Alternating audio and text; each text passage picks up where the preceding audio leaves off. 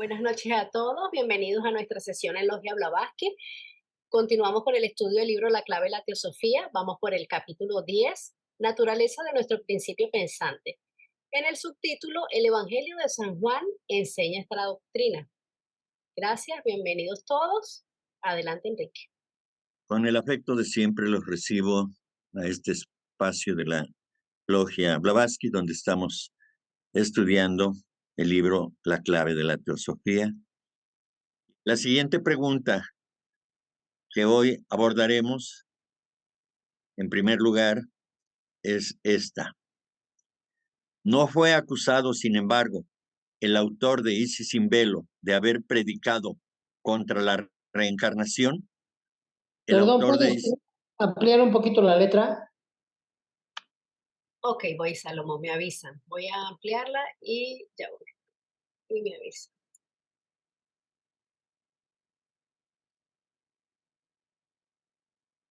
¿Está bien así o quiere más Es grande? que ya se saldría del margen, yo creo. Vamos a ver. Si no queda. Gracias, Caro, gracias. Uy, ya, bueno, pero creo que No, aquí como que dice Enrique se salió del mar. sí, ¿Aquí? ¿Ves bien ahí, pues, Salomón? Menos, ¿Se puede un poquito más grandecita?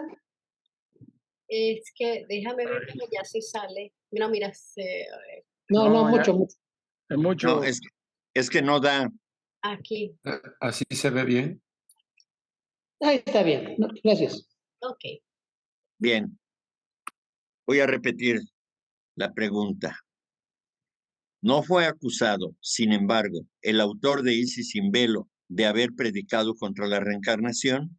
Recordemos que la autoría de Isis sin velo es de la señora Blavatsky, pero como en este caso la señora Blavatsky elaboró este libro de la clave de la teosofía con base a preguntas y respuestas, entonces no se refiere de otra manera, sino como el autor de Isis sin velo, que es ella misma en este caso. Bien, entonces, la respuesta es sí, por aquellos que no comprendieron lo que decía. En la época en que se escribió aquella obra, nadie entre los espiritistas, tanto ingleses como americanos, creía en la reencarnación. Y lo que se dice de la reencarnación en aquella obra iba dirigido contra los espiritistas franceses, cuya teoría es tan antifilosófica y absurda como lógica y evidente es la doctrina oriental. Aquí notamos que hay una divergencia eh, muy importante y se entiende que es por ignorancia de los espiritistas de aquella época, de cuando se escribió Isis sin velo, según explica la señora Blavatsky. ¿Sí? Entonces, continuando, dice, los reencarnacionistas de la escuela de Allan Kardec creen en una reencarnación arbitraria e inmediata. Según ellos, el padre muerto puede encarnarse en su propia hija, aún por nacer, y así sucesivamente. No tienen ni devachán ni karma, ni teoría filosófica que garantice o pruebe la necesidad de los renacimientos consecutivos. ¿Cómo puede el autor de Isis arguir en contra de la reencarnación kármica con largos intervalos que varían entre 1000 y 1500 años, siendo la creencia fundamental tanto de los budistas como de los hindúes? Bien, pues, de acuerdo a lo que hemos estudiado ya en estas sesiones, en este análisis de el contenido de este libro, y en diversas conferencias, pláticas, cursos, seminarios y demás, dentro del programa de la Sociedad Teosófica a nivel mundial, pues hemos visto y escuchado cómo se habla acerca de la reencarnación como algo aceptado. Allá hoy, en estos días, ya mayormente, eh, la humanidad ya cree en la reencarnación. si no de manera mayoritaria, pero sí una importante cantidad, un porcentaje alto de personas, ya hablan de la reencarnación como una posibilidad. Y según la doctrina teosófica, pues sí, aquí sí creemos en ese acontecimiento o en ese instrumento que tiene la vida para poder evolucionar, desde luego conjuntamente con la ley de karma. Es esto. Eh, en la reencarnación teosófica o reencarnación kármica, pues ya sabemos que sí hay un periodo de actividad al que llamamos vida en este plano y un periodo de descanso. Ese periodo de descanso es el que se lleva a cabo en el estado de conciencia devachánico. Ya hablamos de esto el sábado pasado. Sin embargo, recordaremos, ¿no?, que Devachán es lo mismo que el cielo, el paraíso de los cristianos. Y en ese sentido, entonces, debemos entender que no es un lugar al que se va, sino que es un estado de conciencia en el que caemos todos aquellos que en algún momento ya hemos desencarnado y que en este Devachán, en este estado de conciencia,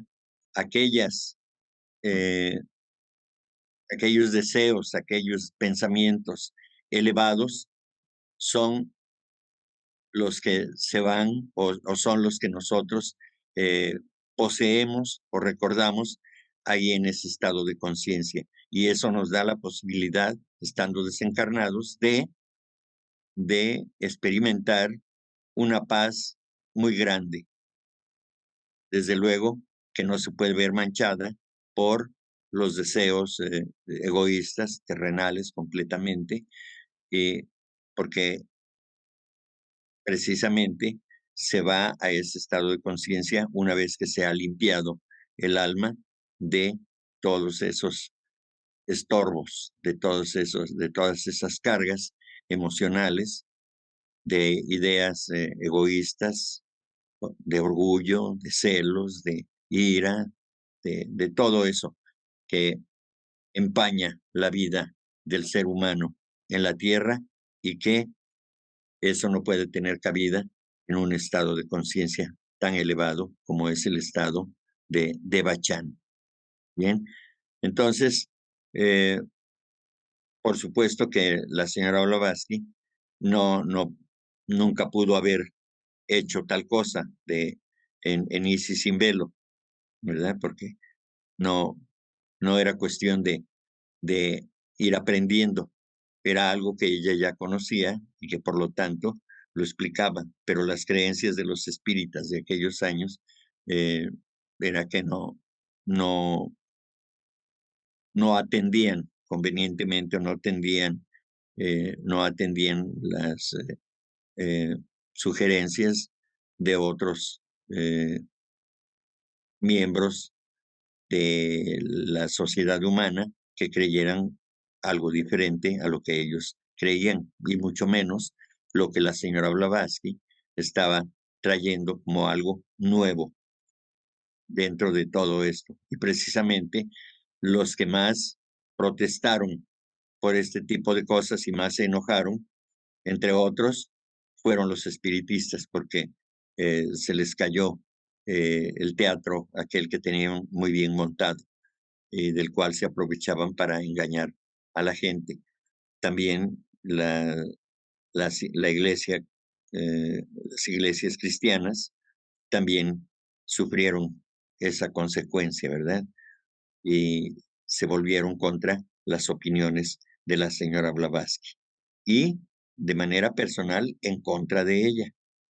Así que eh, un trabajo muy difícil para la señora Blavatsky, pero desde luego que para ello estaba preparada, tenía el carácter suficiente para poder eh, enfrentar todas estas arremetidas, todos estos ataques para tratar de desvirtuar la enseñanza que había traído recientemente. Sí, gracias, Enrique. Oye, entonces ese comportamiento de los espiritistas de ese tiempo, que tenían esas ideas, bueno, más bien esa parte de no conocimiento real, ¿sigue igual hoy en día con los espiritistas o ha cambiado? Gracias. Bien, a fondo no lo sé, pero creo que sí ha cambiado. Sí, no, ya no lo hace. Incluso aquí en el mismo texto dice, ¿sí? Aquellos que no comprendieron lo que decía, dice, en la época en que se escribió aquella obra. Por lo tanto, se supone que ya después fueron cambiando, ¿sí? Pero unos años antes no concebían la vida post-mortem de la misma manera que lo estaban ya considerando en los años en que escribió eh, el, en la clave de la teosofía la señora Blavatsky, que por cierto fue el último libro que escribió antes de morir. Creo que Gracias, ya, Enrique. creo que incluso ya ni vio cuando dio a luz el libro. Sí, que si tú sabes, desde cuándo empezó a considerarse que existía la reencarnación. Bueno, en la Biblia, hablando de la sociedad occidental, en la propia Biblia, pues se habla de eso, ¿no? O sea, ya en aquellos tiempos, desde antes de los tiempos bíblicos, ya se creía en la reencarnación y quedó manifiesto en los textos bíblicos. Lo mutilaron o lo disfrazaron, pero ahí está, ¿sí? Eso. Ahora bien, en Oriente, pues las culturas de Oriente, pues esas es milenaria ya esa creencia, ¿no? Entonces eso está consignado en los diferentes textos de los hinduistas, por ejemplo, y de los budistas y demás, ¿no? Entonces, eso ha existido desde siempre, pero en Occidente, y refiriéndonos a la era moderna, digamos, es que eh, digamos, pudiéramos decir que más recientemente se ha hecho a la creencia de la reencarnación, pero yo creo que las culturas antiguas, antes de los prehispánicos, de las culturas prehispánicas, pues ya se creía también en eso, ¿verdad?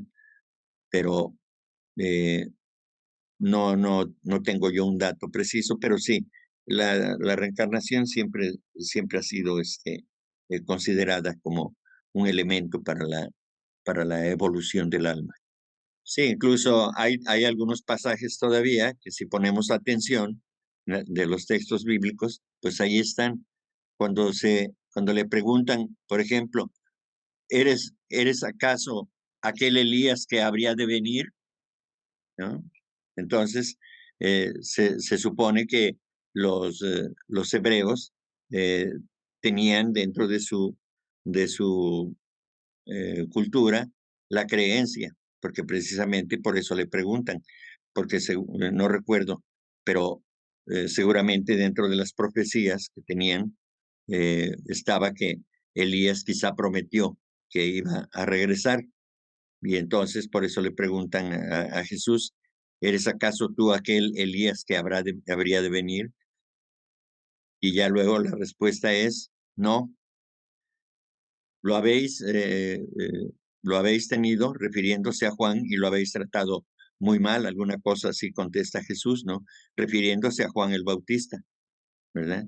Entonces, ahí hay evidencia, ¿no? Hay varios pasajes bíblicos donde se entiende que se habla de la reencarnación. La siguiente pregunta es, ¿rechazáis enteramente entonces las teorías de los espiritistas reencarnacionistas y las de los no reencarnacionistas o espiritualistas? No por completo, sino únicamente lo que se refiere a sus respectivas creencias fundamentales. Unos y otros se fían en lo que sus espíritus les dicen y están tan en desacuerdo entre sí como nosotros los teósofos lo estamos con unos y con otros. La verdad es una, y cuando vemos a los espectros franceses predicar la reencarnación y a los espectros ingleses negar esta doctrina y atacarla, afirmamos que tanto los espiritistas franceses como los ingleses no saben lo que dicen. Creemos con los espiritualistas y los espiritistas en la existencia de espíritus o seres invisibles dotados de mayor o menor inteligencia. O sea, ahí estamos de acuerdo en esos espíritus. Pero mientras que nuestra doctrina admite la existencia de legiones, de clases y géneros, nuestros adversarios no admiten más que espíritus humanos desencarnados, los cuales, según nuestro saber, son en su mayoría cáscaras camalóficas, refiriéndonos a los seres, a otros seres y no únicamente a los seres humanos desencarnados. Podemos enumerar o mencionar algunos de los que conocemos que existen en las tradiciones de diferentes culturas al paso del tiempo. Los elfos, los gnomos, sílfides, salamandras, espíritus planetarios, butas, espíritus malignos, estos que se esconden en los árboles para engañar y devorar hombres. Esa es la descripción que se da de estos butas en la India.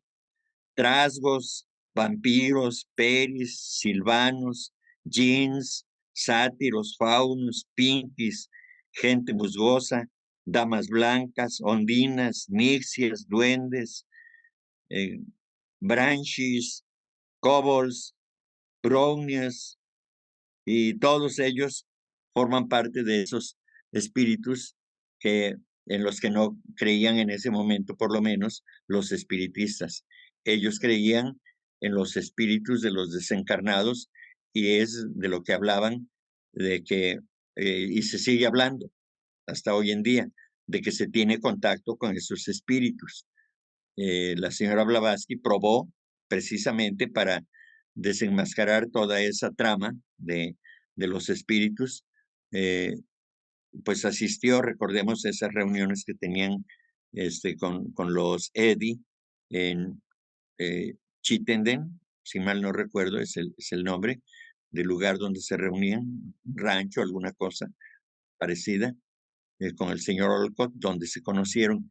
Entonces, precisamente por ahí empezó la señora Blavatsky su trabajo para hacer ver que existían fenómenos que podían ser con elementales o con elementarios y también con desencarnados, pero no de ninguna manera, en el caso de los desencarnados, era una cosa cotidiana, algo normal, ¿sí? Entonces, ella demostró que no había tales espíritus reales de seres humanos desencarnados, sino que eran elementales o elementarios, ¿verdad? Nada más, pero nada que ver con el alma humana, que para entonces ya estaba digamos, en su estado de conciencia correspondiente. Recordemos que Atma, Buddhi y Manas se separan del Kama Rupa y se van a su propio estado de conciencia, ¿sí? Por lo tanto, ya no hay manera de contactarlos. Y entonces, a quienes se contactan a través de los mediums es a las cáscaras astrales, que son los habitantes, digamos, de ese Kamaloka o el lugar de los deseos, ¿no? En este caso, pero es un estado de conciencia más que una localidad. ¿Qué son las cáscaras camalóquicas? Pues son los restos de los deseos, de las emociones y todo eso que tiene que ver desde el punto de vista de la actividad humana que involucra precisamente a los deseos, ¿sí? Recordemos que Kama es el centro del deseo, ¿sí? Entonces, por eso es cáscaras kamalóquicas, es decir, los cascarones astrales que guardan todavía recuerdos o esa energía de los deseos que se generaron en la vida que acaban de dejar. Ujú. A eso se refiere. Oye, Enrique, en el caso de un desencarnado que fue accidentado o que se suicidó, ¿sus principios no están con él durante el Kamaloka? O sea, todos sus principios no están con él, claro, excepto el cuerpo físico, ¿no? Pero en estos casos, ¿los demás principios están con él o no? Sí, por supuesto. Se dice que a diferencia de un desencarnado que muere por muerte normal, es decir, por natural, quiero decir, ¿sí? Que ya una vez de que desencarna, pues entonces sigue el proceso tal cual, como se debe, o sea, como lo que acabamos de hablar. Eh, el paso inmediato es llegar a cama loca y ahí a través de su cama rupa, es decir, de su forma de deseos, ahí se mantiene hasta que hasta que se aniquila, hasta que se termina de, digamos, de consumir la energía que es producto de todos los deseos terrestres que tuvo esa persona, ¿sí? Y hasta que se agota esa energía, entonces ya quedan libres los principios superiores, Atma, Buddhi y Manas, ¿sí? Pero en el caso de los suicidas, ellos siguen vivos, vamos a decir, en- en- porque, porque ellos recuerdan todo. Y esto lo expliqué el sábado que dimos la plática relacionada con los estados post-mortem, ¿sí? Precisamente, un suicida eh, sigue viendo todo lo que, los motivos, por ejemplo, por los que tomó la determinación de suicidarse y además sigue sufriendo, pero ahora se le agrega un sufrimiento más, el de estar viendo cómo él mismo asesinó a su propio cuerpo, ¿sí? Esa es la diferencia entre una persona que muere de muerte natural y que ya le tocaba por karma desencarnar y aquel que se suicida, ¿sí? O los que mueren por accidente también, ¿sí? Entonces, ambos tienen que continuar vivos, vamos a decir, en el otro plano, ¿sí? No quiere decir que en el otro caso el alma no siga viva, sino que estos siguen asociados a todos sus pensamientos y a todas sus emociones que habían tenido previamente antes de suicidarse o de tener el accidente, ¿sí? Entonces, esa es la gran diferencia, que ellos se van a liberar de esa situación, van a ser, digamos, unos muertos reales hasta que eh, se cumpla el término de tiempo del que tenían asignado kármicamente para estar en la tierra, sobre todo los suicidas, ¿sí?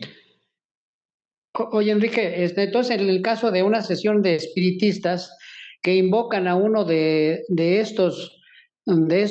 bueno, en este caso sería estos desencarnados, ¿qué es lo que realmente llaman? ¿A quién llega exactamente? ¿Qué principios llegan con el espiritista?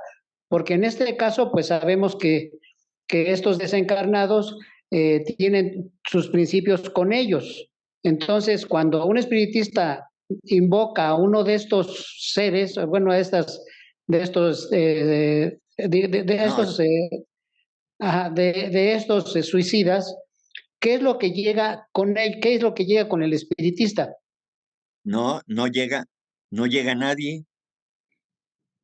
¿Va? Aparecerá un o harán que aparezca y hablará, pero hablará un elemental o un elementario para engañar a las gentes, a las personas. Oh, oh, Pero el medium observa porque tiene la capacidad de observar mentalmente a la persona que está consultando, y entonces se está imaginando cómo es la persona a la que están invocando, pero de ninguna manera atiende el desencarnado, no puede atender esa petición y menos comunicarse. Por eso está, por eso está hasta entre comillas, espíritus de los muertos, porque no son tales espíritus. Dice, atacáis muy duramente a los espíritus, entre comillas, ya que me habéis manifestado los motivos por los que no creéis en la materialización de los espíritus desencarnados o espíritus de los muertos, entre comillas, así como tampoco en la comunicación directa en las sesiones espiritistas. ¿Tendríais inconveniente en ilustrarme acerca de otro punto? ¿Por qué no se cansan jamás algunos teósofos de advertirnos del peligro que ofrecen el comercio con los espíritus y el mediumismo? ¿Tienen para ello algún motivo especial?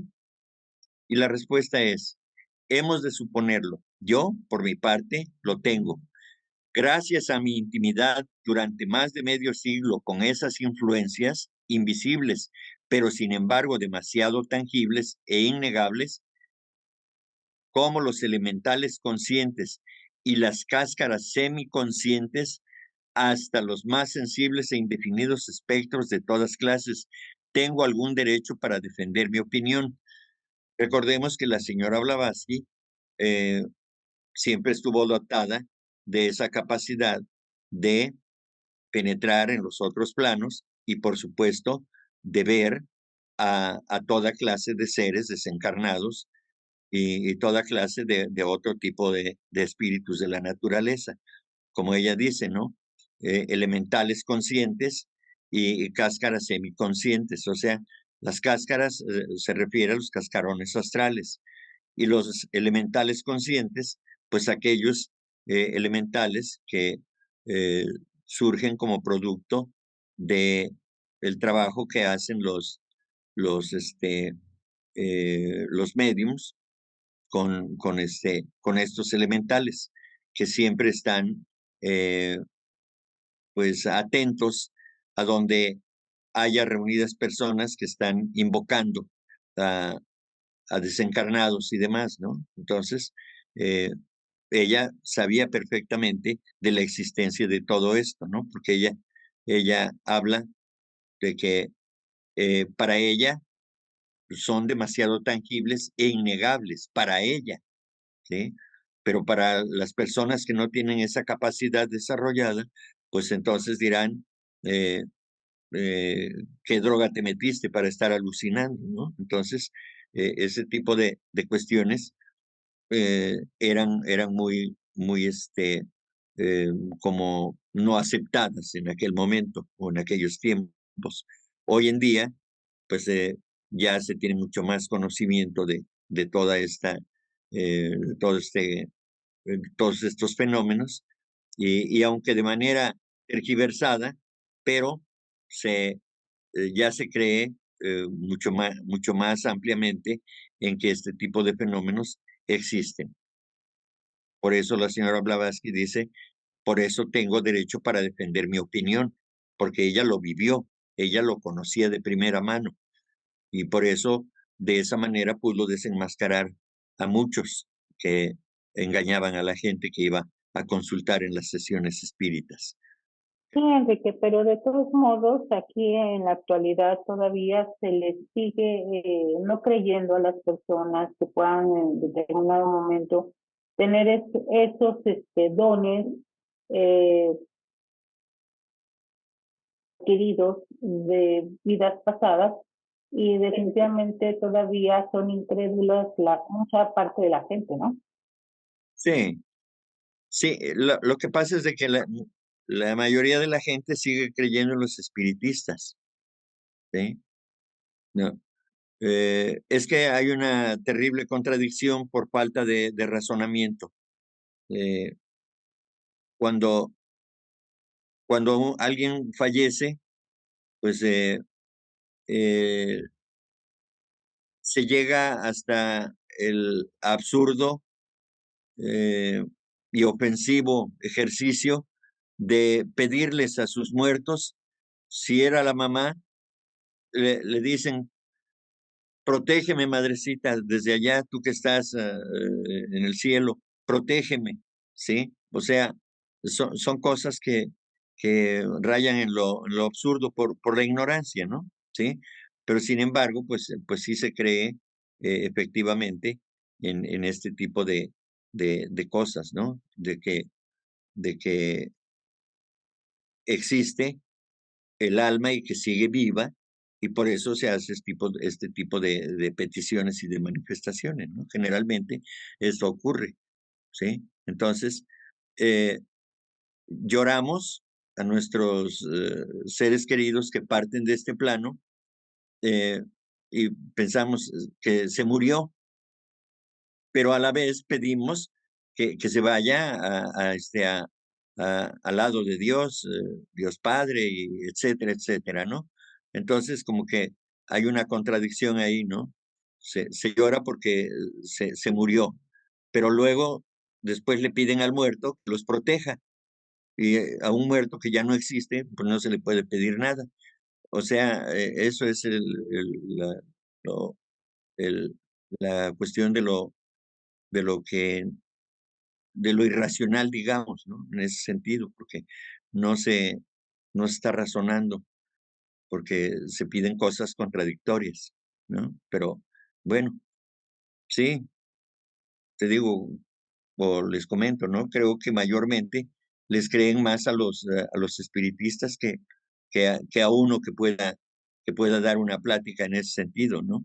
Y bueno, a uno le podrán pedir pruebas, pero como el espírita los engaña, pues a él sí le creen. Pero nosotros no podemos hacer eso, ¿verdad? Claro, hay algunos de entre nosotros que sí tienen ese desarrollo y que pudieran en un momento determinado mostrar algo o demostrar, pero eso no lo vamos a hacer. El que estudia teosofía seriamente, pues no va a estar gastando su energía, porque se gasta la energía en tratar de estar en otro plano, que no es este. Hay un gasto de energía. Y por supuesto que en lugar de gastar la energía en estar haciendo ese tipo de cuestiones que no le traen beneficio a nadie, pues se evita, por ende. Buenas noches, Buenas noches. Enrique.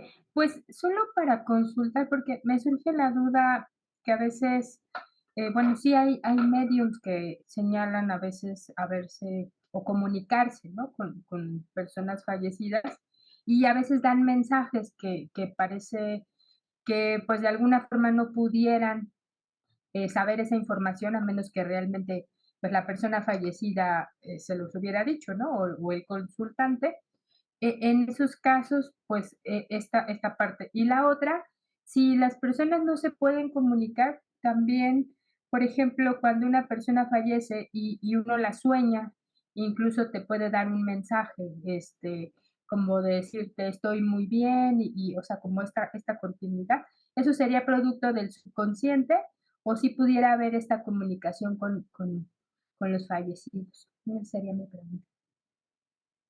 Durante el sueño, gracias Vanessa, durante el sueño, recordemos que nosotros abandonamos el cuerpo físico, y el alma se va a su propio plano, dependiendo del grado evolutivo que tenga. Puede quedarse en el plano cama loca, el plano de los deseos, o puede estar, digamos, en el plano, digo conscientemente, ¿no? Porque eh, eso ocurre. Entonces, el alma se va a su propio plano, estando libre de la materia del cuerpo físico. Entonces, eh, sí podemos tener comunicación, no no siempre y no francamente, eh, como pudiera decirse, bueno, ok, ya estamos en el mismo plano y vamos a comunicarnos, vamos a platicar y demás, ¿no? Son cosas que sí pueden ocurrir, pero solamente en esas condiciones y no siempre. Y a veces se puede tener esa comunicación y no recordarla también, porque eso puede ocurrir también y es lo que mayormente ocurre, ¿sí? Entonces, hay muchas cosas que la propia naturaleza eh, manifiesta y que para nosotros pueden ser obstáculos para poder comunicarnos con los seres queridos. Pero si ese ser querido está en el plano mental, por ejemplo, ya que está libre del kama loka y que pueda comunicarse con su ser querido, pues sí, pero no es que lo vea realmente, no es que esté junto a él, es que se puede dar esa comunicación, vamos a decir, como telepáticamente en ese sentido, ¿sí? Ahora bien, respecto de la primera pregunta, eh, pues sí, eh, lo que pasa es de que a veces queda en la mente del consultante, queda alguna plática que hayan tenido o algún pensamiento que haya tenido durante su relación con su ser querido que ahora está desencarnado, y entonces esa energía, como quiera, aunque no se manifestó físicamente o a través del sonido, nunca se le manifestó, pero ese pensamiento quedó en el aura del que va a consultar. Y es entonces que el medium puede ver esa información y se la entrega al consultante como si el desencarnado estuviera actuando, estuviera hablando, se estuviera comunicando. Eso es lo que puede pasar también. ¿Mm? Muchas gracias. Sí, generalmente los mediums extraen la información de los cascarones astrales de su vida pasada y también del consultante, ¿sí? Porque ellos pueden ver el aura generalmente y entonces allí se encuentra toda la información. ¿Podéis darme algún ejemplo que demuestre el peligro que tales prácticas encierran? La respuesta es, esto necesitaría más tiempo del que puedo consagrar a este punto. Toda causa ha de juzgarse por los efectos que produce. Repasad la historia del espiritismo durante los últimos 50 años, desde su reaparición en América en este siglo, y juzgad vos mismo acerca del resultado bueno o malo producido sobre sus partidarios. Comprendedme bien, no hablo contra el verdadero espiritismo, sino contra el movimiento moderno que lleva este nombre y la pretendida filosofía inventada para explicar sus fenómenos. Cuando habla del verdadero espiritismo, habla del espiritismo que cree en los espíritus y en la reencarnación, no únicamente de aquellos que creen en espíritus, pero que eh, no tienen necesidad de reencarnar, sino que se quedan ahí por siempre en el plano donde estén y del cual eh, pueden comunicarse con, según ellos, con los llamados vivos, con los que estamos en este plano, ¿sí? Entonces, eh, dice Blavatsky aquí que este movimiento moderno eh, eh, tiene una pretendida filosofía inventada para explicar sus fenómenos, pero no es algo real, es algo que el hombre ha creado o creó en su momento para poder explicar todo eso, pero sin bases científicas, sino que únicamente por la creencia misma como un dogma, según entiendo. Y el medium presta su estructura física y entonces, por eso precisamente muchos mediums quedan trastornados mentalmente, ¿sí? Porque como dice Carolina, son desplazados los principios superiores, ¿sí? Por el operador, y entonces el medium queda a merced de las entidades, del tipo que sean, ¿sí? Y entonces sufre trastornos. Yo conozco a dos mediums bueno, los conocí ya, no sé si vivan o ya no, pero una señora todos los días estaba ebria porque la, la acosaban a donde quiera que estaba, a cualquier hora, de estas entidades.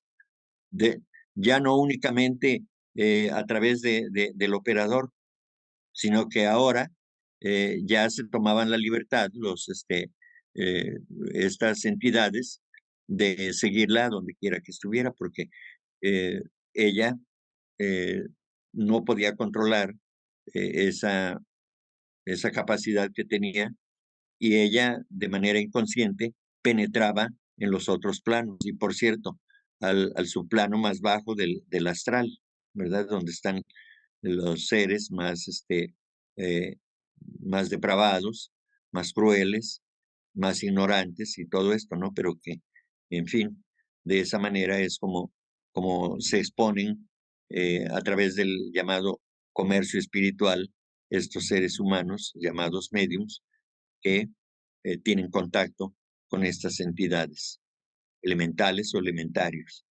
que no saben ni siquiera quiénes son, ni qué poder tienen, ni qué intenciones puedan tener.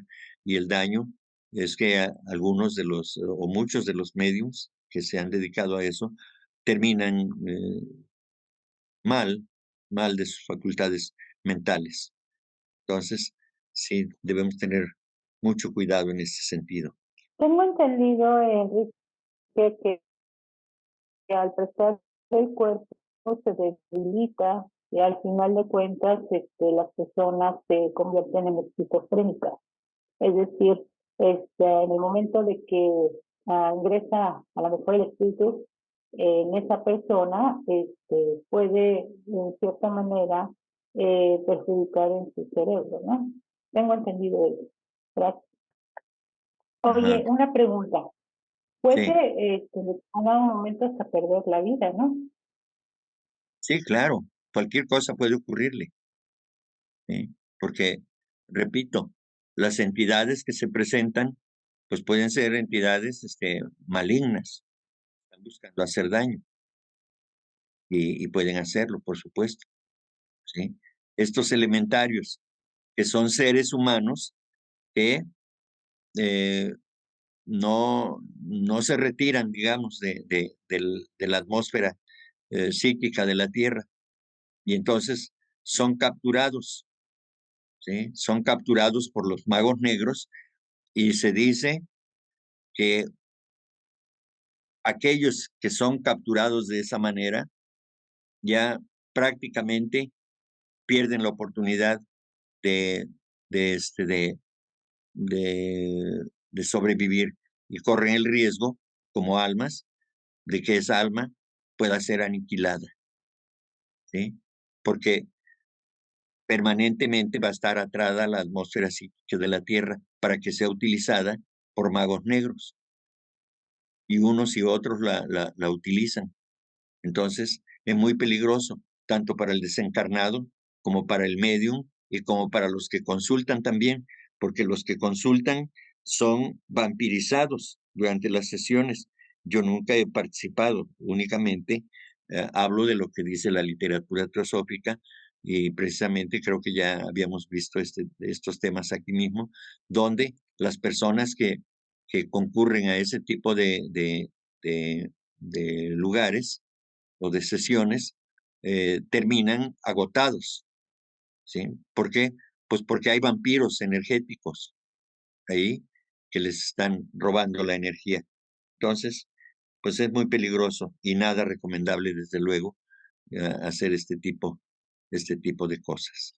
Gracias, hermano Enrique. Tengo una pregunta. Hace un Sí, momento hablabas de la conexión en el sueño de una persona que entendí que se transforma en un cuerpo astral. ¿Qué relación puede haber o cuál sería la explicación que uno sueña con las personas que han fallecido, especialmente personas cercanas, familiares? Te quedo agradecido, Enrique. sí. Gracias. Como había expresado, eh, regularmente esto no se da tan fácilmente. Debe haber algunas condiciones específicas, las cuales yo desconozco, para que esto pueda darse, ¿sí? Porque, como ya se explicó aquí en estos mismos estudios, ya hemos explicado que la señora Blavatsky dice que es imposible que pueda haber esa comunicación, ¿sí? En todo caso, el sábado yo explicaba también en la otra plática que di respecto de los Carnado, cuando está en Debachán, pues vive ahí con todos aquellos a los que amó, pero porque esa fue su tendencia. Y entonces, como es una ilusión, él puede imaginarse que están con él y puede platicar con sus seres queridos, ¿sí? Pero estando en la tierra, los llamados vivos, ¿sí? Es muy raro que se pueda dar esa comunicación, aunque sea en sueños. Quizá esta persona que sueña tuvo contacto con su ser querido, quizá también sea el deseo de encontrarlo y de poder platicar y de poder saber algunas cosas. Y entonces también puede ser una ilusión que está generando el vivo con respecto a su familiar fallecido, a su ser querido fallecido. Es un mecanismo de la mente tan especial, o quiero decir, la mente tiene tantos trucos, tantos elementos como para poder engañarnos, que puede ser también el caso, ¿sí? Porque la señora Blavatsky dice definitivamente, pues, es muy difícil o imposible que se pueda dar esa comunicación, pero pues habrá que seguir investigando. Finalmente es lo único que puedo decir con respecto a lo que he leído. Sí. Rosa, adelante. Aunque ella le escribió en el chat, Enrique pregunta, Sí. ¿cómo se protege a sí misma una persona que tenga condiciones de mediunidad para evitar tener esa condición? Pues rechazar. Dice que en una oportunidad escuchó de colocarse un objeto de plomo en el ombligo. Pues yo lo ignoro, pero lo mejor es rechazar el contacto. Es decir, si está escuchando o si está viendo a algún ser que le está insistiendo que tenga esa comunicación, definitivamente rechazarlo, ¿sí? Decirle, no quiero hablar contigo, vete, ¿sí? Y ya, ¿sí? Y decirlo con carácter, desde luego, ¿sí? Eso se puede hacer, ¿sí? Es una manera pues sí, de protegerse, rechazar, ¿sí? Rechazar el contacto, decir, no me interesa, vete, punto. Y no me vuelvas a molestar.